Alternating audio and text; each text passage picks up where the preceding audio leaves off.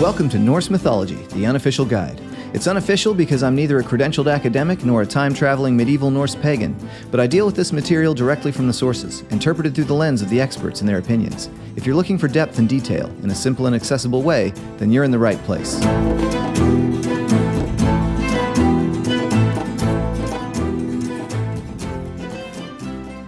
Thrymdit balders of barmi, berg sognum thar dolgi, Hristusk björk och brystu, bran upphimin manna, mjölkfrak moti hirkva, myrkbeins hacka reinar, fas vigligan vågna, water sin banathoti.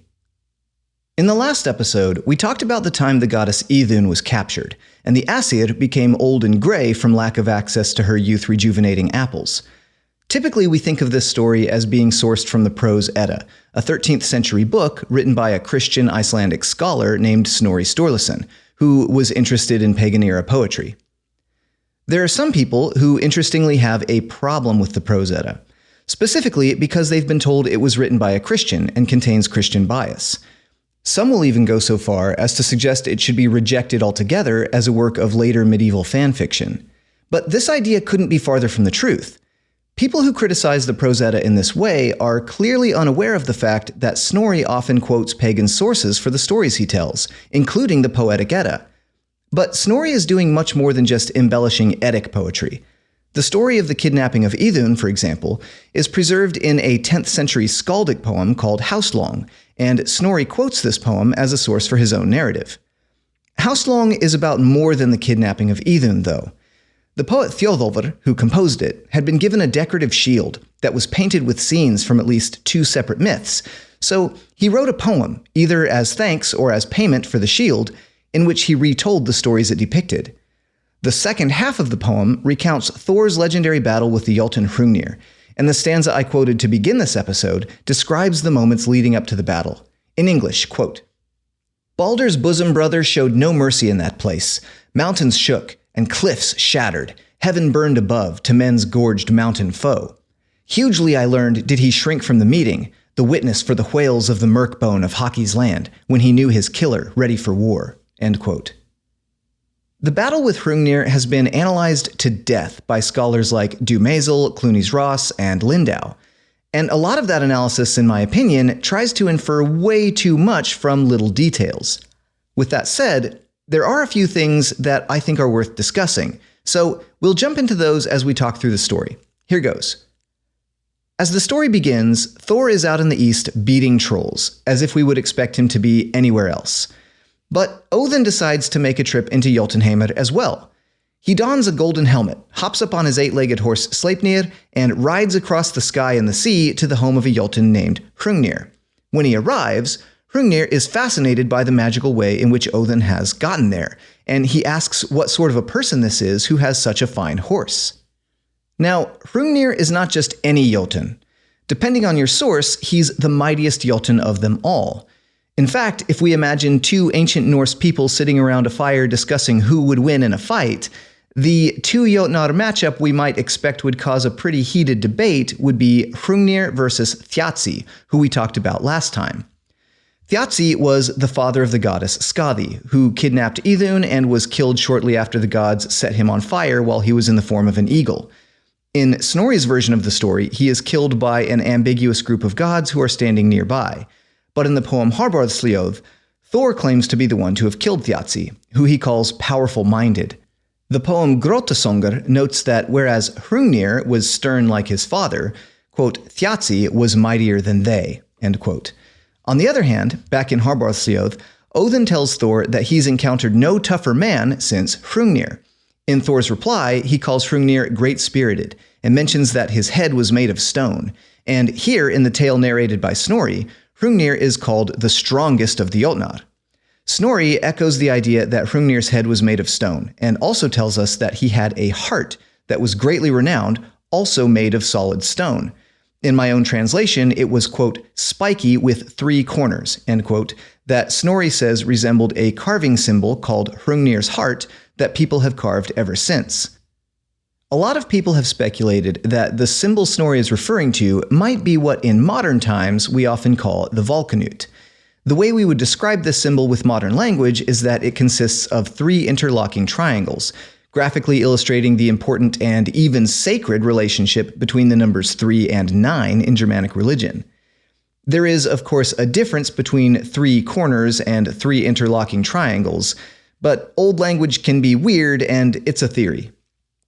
So, having allowed Hrungnir to witness the magical way in which Sleipnir can traverse the sea and sky, Odin proposes a wager and offers his own head against the idea that there are no horses in Jotunheimr as good as Sleipnir. Hrungnir concedes that Sleipnir is a fine horse, but he asserts that his own horse, Gulfaxi, which means golden mane, has essentially a better stride. Odin doesn't respond here, but the very next thing that happens is that Hrungnir gets angry, leaps up on Gulfaxi, and gallops after Odin. The way it's worded almost makes it seem like Odin just sort of randomly turns around and starts galloping away while Hrungnir is in the middle of talking. But Hrungnir is determined to pay Odin back for his boasting, and he rushes forward as fast as he can. Odin is able to stay in the lead all the way back home, proving that Sleipnir is indeed the best horse in the world, and Hrungnir is rushing forward in such a great fury that he runs Gulfaxi through the open gates of Osgarðr without even realizing where he was going. Given that the gates were still open for Hrungnir to rush through, it may indicate that the race was actually pretty close. Hrungnir rides up to the doors of Valhall, and the gods invite him in for a drink. He enters and weirdly starts demanding the drinks he's already been offered. This is probably meant to illustrate that he's got some kind of a rude demeanor overall. But Hrungnir is served from the goblets that are normally reserved for Thor, and once he becomes drunk, he starts running his mouth a little too freely. Hrungnir claims that he plans to physically remove Valhall back to Jotunheimr, and he's going to either sink or bury the rest of Osgarðr and kill all of the gods, except for Freyja and Siv, who he plans to take home with him. It's worth noting, as per Lindau, that although Hrungnir is the villain of this story, his goals and desires as laid out here aren't all that different from those types of behaviors we see among the Aesir. Quote, "He will take Valhall out to Jotunheimr, thus making the gathering place of the gods that of the giants. He will attack Osgarðr and kill all the gods, just as Thor attacks trolls and giants in their homelands. He will carry off with him Freyja and Siv, just as Odin slept with various giant girls and Freyr arranged a liaison with Gerðr." End quote. And it's true to some degree that Thor is sort of on a perpetual invasion of Jotun territory, although we've discussed previously that he is likely doing this in answer to the prayers and invocations of his human worshippers who are being tormented by the Jotnar, as evidenced by finds such as the Canterbury Charm. It's also true that some of Odin's encounters with Jotun women, as well as Freyr's liaison with Gerðr in Skirnismal, are described as less than consensual. At this point, we are told that Freyja is the only one brave enough to continue serving drinks to Hrungnir, and when she brings him another drink, he boasts that he is going to drink up all of the Aesir's ale. Either at this moment or shortly thereafter, quote, "When the Aesir got tired of his boasting, they invoked the name of Thor," end quote. As we've mentioned in the past, especially in episode 6, the invocation of Thor's name is magical. Until this moment, he's been out beating trolls somewhere east of Osgarðr, but now he immediately enters the hall, just at the invocation of his name, with his hammer already raised into the air in great anger, ready to strike. But he doesn't strike, presumably because he sees that the rules of hospitality are in play. He looks at the scene here in the hall and almost can't believe what he's looking at. He asks who in the world is responsible for a cunning Jotun being there drinking? Who guaranteed Hrungnir's safety while in Valhall? Why is Freyja serving him drinks as if he was at the Aesir's banquet? Hrungnir narrows his eyes at Thor and asserts that he is here drinking by Odin's invitation and under Odin's protection. Thor replies that Hrungnir is about to really regret that invitation, but Hrungnir, who we've just been told is cunning, points out that he is unarmed, and if Thor were to kill him now, there would be no honor in it. Instead, Hrungnir proposes a duel that should take place at a later date out on the frontier in a place called Grjótúnagarður, meaning the Wall of Stone Town. Stone Town being the name given to us by Þjóðólfur within a kenning as the place where a different Jotun called Geirröður lives, who we'll talk about in a future episode. But Hrungnir mentions that he would normally be happy to fight right now, but he has foolishly left his shield and his weapons at home, and if Thor were to kill him while unarmed, Thor would make himself guilty of conduct unbecoming an honorable man. So Thor agrees to revisit the duel at a later date, but is eagerly awaiting it. In fact, he's never actually been challenged to a duel before, so this is all very exciting. Hrungnir gallops back to Jotunheimr, and word starts getting around that he made this journey into Asgardr and challenged Thor to a duel. But whereas Thor is eagerly awaiting the duel, the Jotnar are worried, as they believe they have very much at stake since Hrungnir is considered to be the strongest among them. If he dies, they are going to be considerably vulnerable. So, because each participant in a duel gets to bring along a right-hand man, the Jotnar decide to craft a right-hand man for Hrungnir that will hopefully improve his odds. They take some of the clay from Grjóttunagardr and make a person out of it, 9 rests tall and 3 rests wide, because what other numbers would we possibly expect? In this context, a rest refers to the distance a person would travel before taking a rest. It's something like a mile or a league, but the point is, it's not small. This new Jotun who has just been made out of clay, and who is named Mokurkolvi, or Foggy Leg, is absolutely enormous, something on the order of 9 miles tall. Now, I've repeated to no end the claim on this show that the Jotnar are not gigantic beings as a class. I've also mentioned that every once in a while we get an outlier. Mokurkolvi is an outlier. We know that because, first of all, the story bothers to mention his size, indicating that it's special or out of the ordinary. Second of all, we've already seen another Jotun, Hrungnir, engage in a horse race with Odin in this story and drink from Thor's goblet, which hardly seem like the type of things that a 9-mile-tall being or even a 50-foot-tall being would be able to do very easily. Hrungnir is an outlier in his own way because his head and heart, but potentially not the rest of him, are made of stone. Additionally, because Mokurkolvi is unusually big, the Jotnar are having trouble finding a heart that will fit him until they decide to use the heart of a mare. This seems to work just fine for the time being, at least it gets Mokurkolvi animated. And now the moment of the duel has arrived. Hrungnir, with his stone heart, stone head, stone shield, and even a whetstone for a weapon resting on his shoulder, stands at Grjóttunagardr, waiting for Thor and looking unpleasant. We get some insight into Norse duels in various sagas. The word for a Norse duel is Holmgang, which means literally going to a small island, which may at certain times have been practiced literally or other times by making do with an artificially constructed ring of some kind. Most duels appear to have been fought over money, to settle legal disputes, or as we see here, over women. And these duels usually took place only a few days after the challenge was made, again, just as we see in this story. The rules were probably a little different from place to place, but as we learn, for instance, from a fragment of the 13th century Swedish hednelagen, or heathen law, if the challenger shows up, but not the challenged, then the challenger automatically wins. If the challenger is the one who chickens out, then the other person gets to declare him a nithingr, and he becomes a social outcast. If they both show up, then of course the duel can commence. If the challenger wins, he is awarded whatever is locally considered appropriate, but there's typically some kind of forfeiture of property involved. In the case of the hednelagen, the prize is half of a weregild, which is the amount a person would have to pay in compensation for killing someone.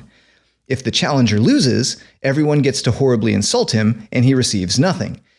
This would seem to imply that in most duels, a death was not actually expected, which is actually very different from what we're about to see in this duel between Thor and Hrungnir. But one story in particular that lays out a lot of details for a Holmgang is Kormáks saga, in which we see that a duel is a public event, with an audience whose lines are actually scripted. A designated fighting area is created from an animal hide, and combatants are given 3 shields each. The job of the right-hand man is to hold shields for the combatants.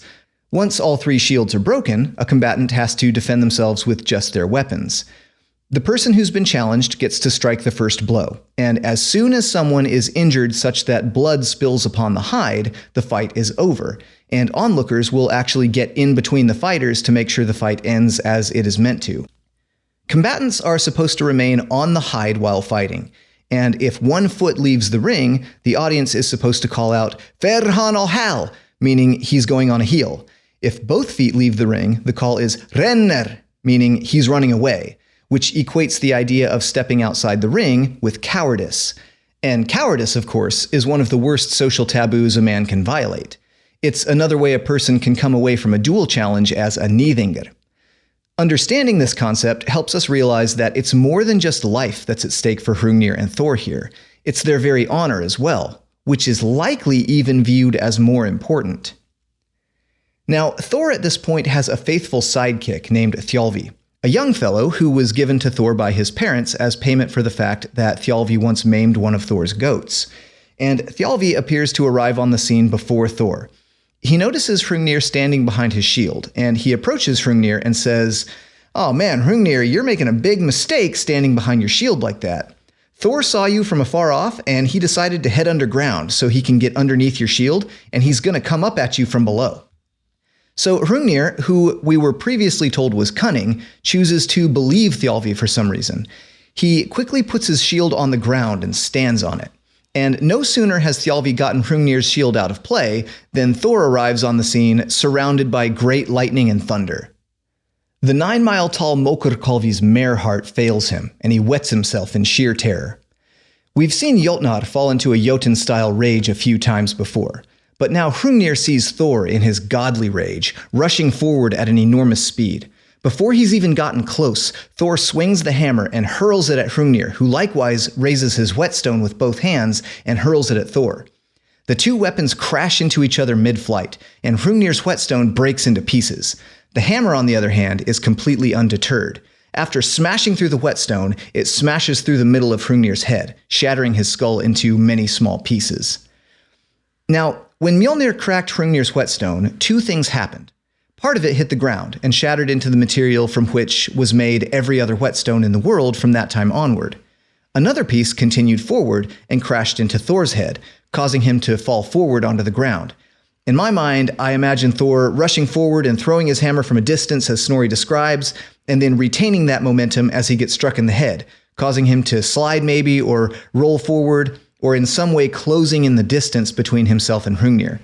And as Hrungnir's skull is shattered by the hammer, he falls forward as well, and lands in such a way that his leg is stuck laying across Thor's neck.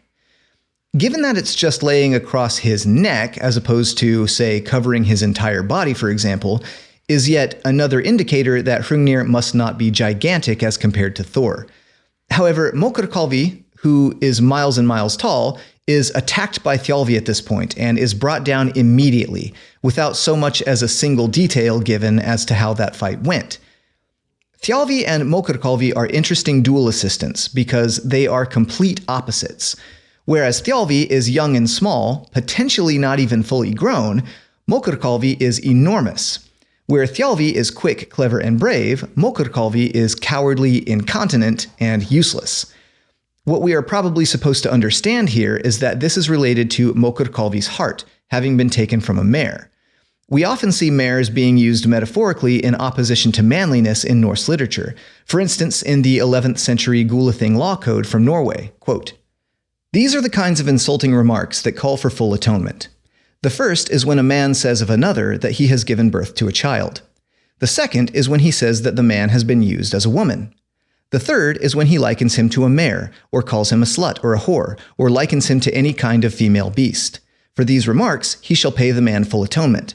But the man may also seek satisfaction in blood and outlawry for the sayings that I have now enumerated, if he has asked witnesses to take note of them." End quote. This, of course, also harkens back to the story of Sleipnir's birth, in which Loki literally becomes a mare and gives birth to a child, in an act that he acknowledges comes at a cost to himself.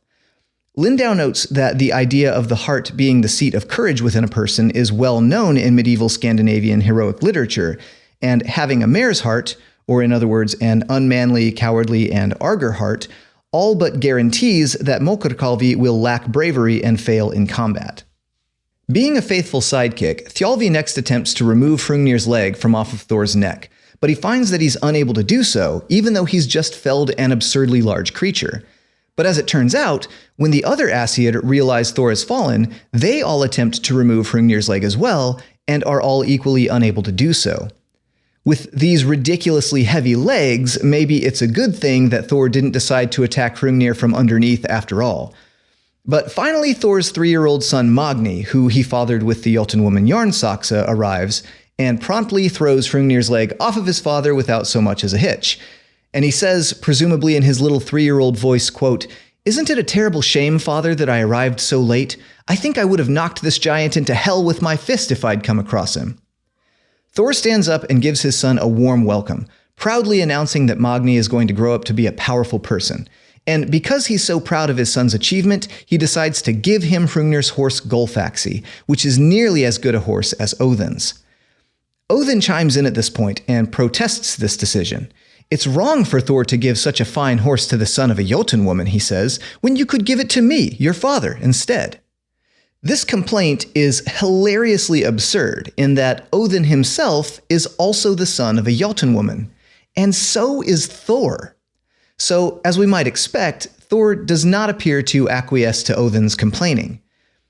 Lindau notes that Gulfaxi is a strange name for a Jotun's horse, given how the prefix Gul is so often attached to elements of the Aesir domain. For example, Heimdallr's horse Gultapr and Freyr's boar Gulenbursti. Odin even arrives at Hrungnir's house wearing a gold helmet. With this in mind, it may be that one of the purposes of this whole Hrungnir story is to move the horse Gulfaxi from the Jotnar over to the Aesir, by way of Hrungnir's forfeiture of property when losing in the duel with Thor. Lindau suggests that Odin's reappearance in the story here to complain about not receiving Gulfaxi for himself makes his initial journey to Jotunheimr and his exchange with Hrungnir while there look a lot like a journey of acquisition. In other words, it looks as though Odin may have attempted to orchestrate this whole thing for the purpose of getting his hands on Hrungnir's horse, which, of course, is frustrated by the fact that Thor gives the horse to his son Magni instead. But whatever the real purpose of Odin's journey to Jotunheimr was, Thor still has this whetstone chunk stuck in his head. So he goes back to his home at Thrudvangar, and he gets a house call from a Volva, that is, a sorceress, named Groa. Groa is the wife of a character named Aurvandil, who we can tell based on the fact that his name shows up in lots of different Germanic cultures, must have at some point been a hugely popular figure, but who sadly doesn't have a cohesive story surviving in the Norse corpus. What we do have is a fragment of a story telling us that at some point, Thor was carrying Aurvandil in a basket across the rime-laden river Elivagar that flows out of Niflheimr. One of Aurvandil's toes was sticking out of the basket and became frozen, so Thor broke it off and threw it up into the sky to form a new star. Aurvandil's wife Groa chants some spells over Thor's wound, and as he feels the whetstone start to dislodge itself, he starts getting excited, and he wants to do something nice for Groa. So he tells her the story about how he used her husband's toe to make a new star, and he lets her know that Aurvandil, who apparently has been away from his wife for some time, will be returning home shortly. Groa becomes so happy at this news that she forgets all of her spells, and the whetstone never makes it all the way out of Thor's head. For this reason, Snorri tells us it is taboo to throw whetstones. If you do, it makes the one in Thor's head move, which is something you don't want to be the cause of. I've mentioned before that although Thor's name literally means thunder, he is weirdly disassociated from ever directly causing any kind of lightning or thunder in the Eddas. At face value, this story may seem to be an exception to that rule. However, because Snorri quoted the poem Haustlång as his source for much of the story, we can look deeper than his own phrasing, which is that upon Thor's arrival, Hrungnir, quote, "saw eldingar och hörde thrumr storar," literally saw lightning and heard great thunder. Declan Taggart refers back to the poet Thjodolfr's phrasing, which also involves hail and the earth being rent asunder. He notes that, quote, "thunder and lightning are as incidental here as the hail, the bursting rocks, and the earthquake-like imagery of the earth splitting apart are.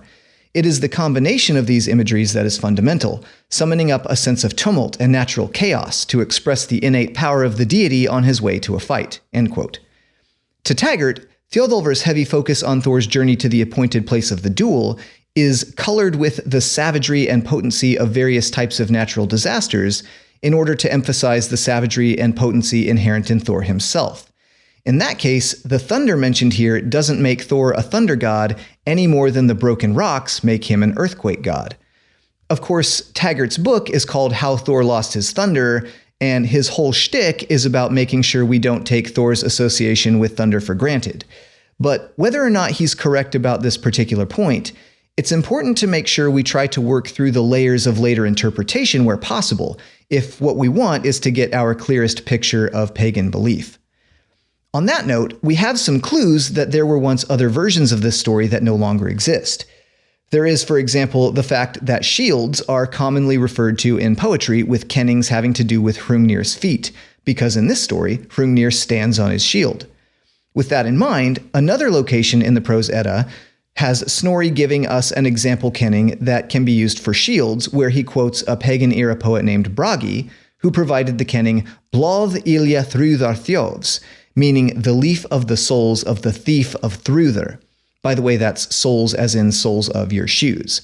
So we have another kenning for shield indicating the flat object of somebody's feet here, but in this instance, that somebody is the thief of Thrúðr, who you may recall is Thor's daughter. In Snorri's version, Hrungnir threatened to kidnap Freyja and Siv. Thrúðr is absent both in Snorri's tale and in Haustlång. But this kenning by Bragi leads us to speculate that in some version of this story, Hrungnir might have attempted to make off with Thrúðr, potentially creating a repeated theme of Thrúðr serving as Thor's damsel in distress if we take the girl Thor protects from marrying the dwarf Alvis in the poem Alvismal to be Thrúðr as well. There is also a major difference between the way this story plays out in Snorri's account versus how it plays out in Haustlång. In Snorri's take, Hrungnir stands on his shield as a result of being tricked by Thor's sidekick Thialvi. In Haustlång, Thialvi isn't mentioned at all. The reason Thjodolfr gives us for Hrungnir's misguided action is because, quote, the gods did this, and, quote, the Disir willed it so, end quote. We haven't done a deep dive on the Disir yet, but suffice it to say that this is a reference to women who are part of the Norse complex of supernatural females that have influence over fate and the future, which also includes Norns and Valkyries. In Lindau's analysis, through some combination of the working and will of the Aesir community, Hrungnir is influenced into misusing ordinary and obvious tools, specifically standing on a shield and using a whetstone as a weapon. As a result, although Thor may have won the battle, he still comes away with a permanent injury. Rudolf Simek notes that the myth of the whetstone was widespread, and references an Irish myth about the hero Cuchulainn as evidence. The story in question is from the Táin Cúailnge, in which Cuchulainn goes into some kind of a monster mode where his body contorts in all sorts of weird ways, and as part of his transformation, some obscure aspect of his called the Lun La, or Champion's Light, quote, stood out of his forehead so that it was as long and thick as a warrior's whetstone, end quote. I would add to this the Sami god Horgalis, who is very much equivalent to Thor, right down to his dominion over thunder and rain and his smashing of trolls with a hammer. According to Johannes Scheffer in 1674, idols of Horgalis traditionally came equipped with a nail and a piece of flint driven into the head, in case the idol might at some point have a mind to strike fire with them. And so, I would encourage you to take Snorri's advice and refrain from throwing any whetstones at any point in the near future. Otherwise, Thor might develop a mind to turn his fiery rage against you. And if that happens, you may be too busy getting your wounds tended to by the chanting of a sorceress to catch more Norse lore with me next time on Norse Mythology, the Unofficial Guide. Sources for this episode include Dictionary of Northern Mythology by Rudolf Simek, 2010, Haustlång, translated by Richard North, 2010, How Thor Lost His Thunder by Declan Taggart, 2018, Kormáks saga, translated by W.G. Collingwood and J. Stefansson, 1901, Táin Cúailnge, translated by Joseph Dunn, 1914, The Earliest Norwegian Laws being the Gulathing Law and the Frostathing Law by Lawrence M. Larson, 2008, The History of Lapland, wherein are shewed the original manners, habits, marriages, conjurations, etc. of that people by Johannes Scheffer, 1674, Thor's Duel with Hrungnir by John Lindau, 1996, The Poetic Edda, translated by Caroline Larrington, 2014, and The Prose Edda, translated by Anthony Falks, 1995.